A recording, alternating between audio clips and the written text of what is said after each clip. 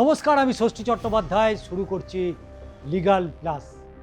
আজকের লিগাল প্লাসে যে বিষয়গুলো নিয়ে আলোচনা করব, স্বাধীনতার পূর্বে এবং স্বাধীনতার পরবর্তীতে এই আইনটা বিভিন্ন সময় সংশোধন হয়েছে এবং সর্বশেষ বিএনএসের মাধ্যমে সেকশন 323 ইন্ডিয়ান পিনাল কোড, ভারতীয় দণ্ডবিধিতে এমন একটি ধারা যা স্বেচ্ছায় আঘাত করা কে শাস্তিযোগ্য অপরাধ হিসাবেই চিহ্নিত করে।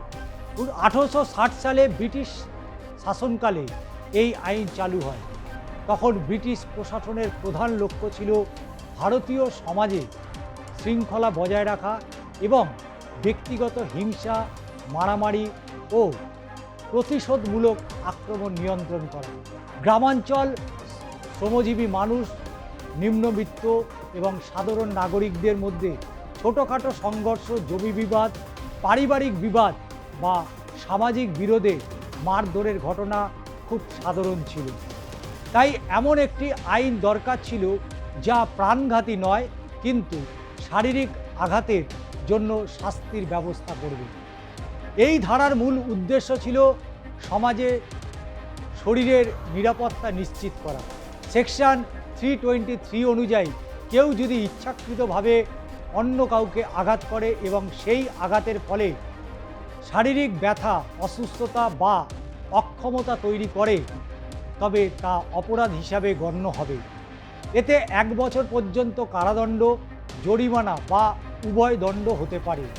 আইনটি মূলত সাধারণ মানুষের সুরক্ষার জন্য করা হলেও বাস্তবে সমাজের দুর্বল ও প্রান্তিক মানুষ, মহিলা, শ্রমিক, নিম্নবিত্ত, বয়স্ক ব্যক্তি এবং সামাজিকভাবে পিছিয়ে থাকা জনগোষ্ঠী এই আইনের ওপর বেশি নির্ভরশীল ছিলেন, কারণ তাদের ওপর শারীরিক নির্যাতনের ঘটনা বেশি ঘটত এবং গুরুতর আঘাত না হলেও আইন সুরক্ষার প্রয়োজন ছিল। ভারতের স্বাধীনতার পরেও এই ধারা বহাল থাকে, কারণ দৈনন্দিন জীবনে সংঘটিত মারধর বা হালকা আঘাতের ঘটনা কমেনি, বরং জনসংখ্যা বৃদ্ধি, রাজনৈতিক সংঘর্ষ, পারিবারিক হিংসা এবং সামাজিক উত্তেজনার কারণে এই ধরনের মামলার সংখ্যা বহুগুণ বেড়ে গিয়েছে। বর্তমানে ভারতীয় দণ্ডবিধি অর্থাৎ আইপিসি ইন্ডিয়ান পিনাল কোড বদলে ভারতীয় নয়া সংহিতা অর্থাৎ বিএনএস কার্যকর হয়েছে। সেকশন 323 সমতুল্য বিধান এখন নতুন আইনে অন্তর্ভুক্ত হয়েছে। তবুও সাধারণ মানুষ এখন 323 ধারা নামেই এটিকে বেশি চেনে। কিন্তু এখন প্রশ্ন হচ্ছে, এখনো পর্যন্ত কত মামলা এই ধারায় হয়েছে? ভারতের ন্যাশনাল ক্রাইম রেকর্ড ব্যুরো অর্থাৎ এনসিআরবি বলছে প্রতি বছর অপরাধের পরিসংখ্যান প্রকাশ তারা করে, কিন্তু তারা সব সময় আলাদা করে শুধুমাত্র আইপিসি 323 সংখ্যা দেয় না, অনেক সময় হার্ট এবং এক্ষেত্রে প্রকাশ করে। অর্থাৎ এনসিআরবির সাম্প্রতিক রিপোর্ট অনুযায়ী 2023 সালে হার্ট অর্থাৎ জাতীয় অপরাধের সংখ্যা ছিল প্রায় 6.3 লক্ষের বেশি। এর মধ্যে আইপিসি 323, 324 ধারার অধীনে সিম্পল হার্ট একটি বড় অংশ জুড়ে রয়েছে। শুধু প্রবীণ নাগরিকদের ক্ষেত্রেই 2023 সালে সেকশন 323, 324 সংক্রান্ত সিম্পল হার্ট মামলার সংখ্যা ছিল 7,608টি। তবে বাস্তব চিত্র আরও জটিল। অনেক মারধরের ঘটনা থানায় অভিযোগ হিসাবেই পৌঁছায় না, গ্রামাঞ্চলে সামাজিক চাপে মীমাংসা হয়ে যায়। আবার অনেক ক্ষেত্রেই পুলিশ এফআইআর নিতে অনীহা দেখায়, ফলে প্রকৃত ঘটনার সংখ্যা সরকারি হিসেবের চেয়ে অনেক বেশি বলে মনে করা হয়। বিশেষ করে পারিবারিক হিংসা, রাজনৈতিক সংঘর্ষ বা শ্রমিক নির্যাতনের ক্ষেত্রে বহু মানুষ অভিযোগই করেন না। এখন আসা যাক সুবিচারের প্রশ্ন। আইন থাকার অর্থ সবসময় ন্যায় বিচার নিশ্চিত হওয়া নয়। ভারতের বিচার ব্যবস্থা দীর্ঘসূত্রায়িতা একটি বড় সমস্যা। সেকশন 323 এর মামলাগুলোকে কম গুরুতর বলে ধরা হয়, ফলে পুলিশ তদন্ত বা আদালতের অগ্রাধিকার অনেক সময় কম থাকে। এর ফলে বছরের পর বছর মামলা ঝুলে থাকে।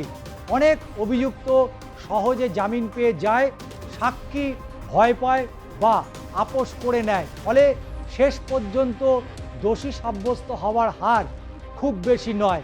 এনসিআরবির সামগ্রিক তথ্য অনুযায়ী আইপিসি মামলায় চার্জশিট দাখিল হলেও শেষ পর্যন্ত বহু ক্ষেত্রে অভিযুক্তরা খালাস পেয়ে যান।